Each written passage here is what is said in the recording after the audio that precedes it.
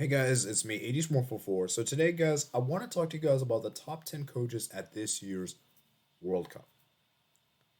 Because there's a lot of good coaches at this year's World Cup. And the beauty of this World Cup is that we're going to see nations that have coaches that aren't really well heard of, you know. And in particular, I just find that to be very, very good. So, as I said, we're going to go through my personal top 10. I want you guys to comment down below your top 10 as well in the comment section below because I'm sure there are some managers that you guys are going to argue for should be in the top 10, etc. But this is just my personal opinion. So let's start with the first coach I have here. It's a Serbia coach. Now let me just make sure I get the name right. His name is Dragan Stojkovic. What he's done with the Serbian national team is fantastic. The fact that he's been able to make them qualify directly to the World Cup is impressive, and the fact that he was able to top a group with Portugal in it is incredible in itself. And the fact that they were able to beat Portugal on the road was incredible. And I want to make things clear. Let's be real. Serbia national team, in terms of players, are not really amongst the best in Europe, right? They didn't even qualify for the Euros. But the fact of the matter is that when you have this coach, he can get the best of the players. And that's really important for a coach. It's not just about having the biggest name, because there are going to be some big names that are not going to be in this list. And I say that because I don't think the coach is getting the best out of the players. And that's the important thing, is that the coach can get the best out of. You also look at the Nations League. Serbia were in Group A with Switzerland. Sorry, no, no, with Norway, Sweden, and what was the last nation? I think it was Slovenia, right? They were able to top the group convincingly, you know, and that is very, very impressive, you know. So as I said, I think for Serbia, man, they're a potential dark horse of this year's World Cup. I think people should look an eye from them, and I look at the players that they have in Serbia, man. I'm just like really impressed with them, really, really impressed with them, and look out for them in the World Cup, man. I think they could do some. I think they could do some damage. Next, we have here. It is the next coach we have here is John Herdman. I think another fantastic coach for Canada. In my opinion, he's arguably the best coach in CONCACAF.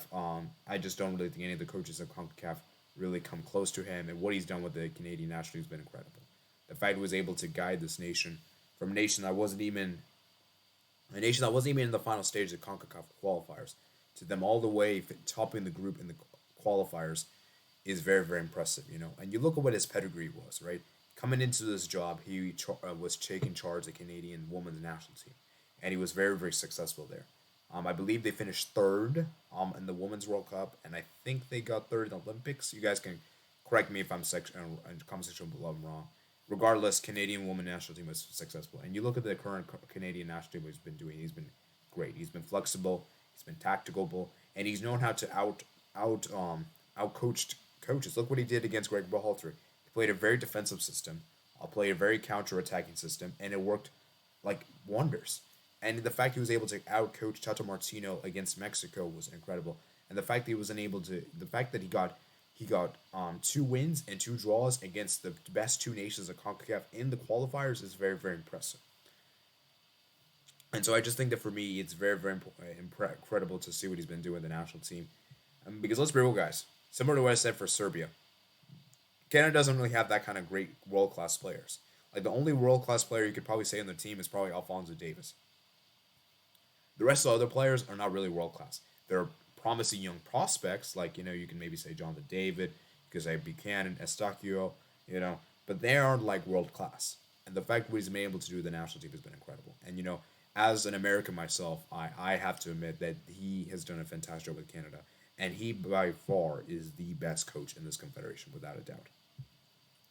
And let's see what he can do, because with his pedigree, he might be able to guide Canada to an unlikely round of 16. We'll see if that comes to fruition or not. Time will only tell. Next, we have is Harvey Renard, another fantastic coach. I think was doing with the Saudi Arabian national team was incredible. And remember, guys, he was the coach for Morocco in the last World Cup, and he did was incredible for them. The fact that he was able to have Morocco play that kind of beautiful football was incredible. And yes, they were agonistically close. And like I said, guys, hot take here, but I think Morocco and Iran played way better than Spain and Portugal in that group. You know, and I just think that for me, what he's doing with the Saudi Arabian national team has been incredible, because Saudi Arabian national team has been defensively solid. They've been very, very defensively solid. They've been looking good as a unit. The only issue I really have with Saudi Arabia is that the goal scoring. I think that's been their huge issue. But yeah, with Saudi Arabia, man, with Harvey Renard, with his credentials as manager, he might be able to guide Saudi Arabia to an unlikely round of 16. Given how Mexico and Poland have been really shaky in general recently, there is a possibility that Saudi Arabia could upset one of them or even both for that matter. Okay, coming in number seven, guys, I have it is Carlos Queiroz. For me, he is by far the best Asian coach right now. I just think what he's been doing with Iran national team is incredible, and the fact that he came in literally just a few months ago, like I believe in July, he was appointed as manager is incredible. The fact that he was able to guide Iran to the World Cup was incredible, and we saw what he did in the last World Cup. Iran were playing some beautiful football, you know, and it's crazy how good he's been with Egypt, you know. And obviously, we know Egypt parted ways with him, but he took Egypt to an AFCON final. And let's be real, guys. Egypt are. Can we really say they're the second best nation in Africa? That probably goes to Morocco. That probably goes to maybe Nigeria, Tunisia. Egypt's not the second best, but the fact that they managed to get through in the final is incredible, and you have to give credit for what they did because the fact that he was able to guide them to a World Cup qualifier, the final stage, and the AFCON final is incredible. Obviously, I know they lost it both, but I'm just saying is that is incredible for them to be that close, you know. And I think Carlos Queiroz is a very good coach, very defensively solid. He's going to make Iran very difficult to score against, and I think what he can do with this Iran national team could be incredible. And I think this appointment itself could just be enough for them to get that round of 16 spot. Obviously, obviously Skoisic did a decent job with them, but you know Carlos Queiroz is a massive upgrade, massive upgrade. Next we have is Aliou Cisse. I think another fantastic coach for Senegal.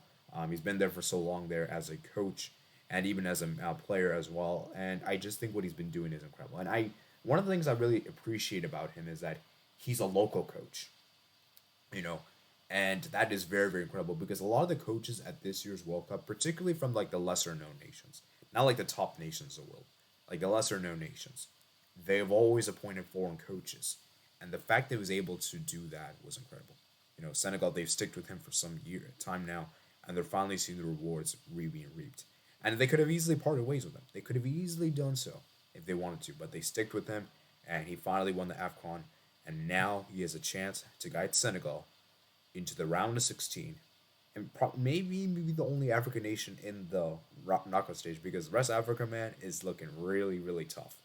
So, yeah, shout out to Cisse, man. What a fantastic coach he is.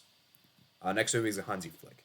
Now, I put Hansi Flick here primarily for what he did with Bayern Munich. Although, if we're being really fair here, I think he's a great coach. I mean, what he did with Bayern Munich is incredible. The fact he was able to win a treble with them was incredible. And he made Bayern to one of the best teams in the world, you know? Because let's be real, under Nico Kovac, they were a joke. And what he's doing with the German national team has been incredible. He's been able to have them be playing some great football, beautiful football, attacking football. And it's definitely, because let's be real, guys. Chances are, if Joachim Low had stayed, they probably would have been in the playoffs. I don't know if they would have directly topped the group, you know?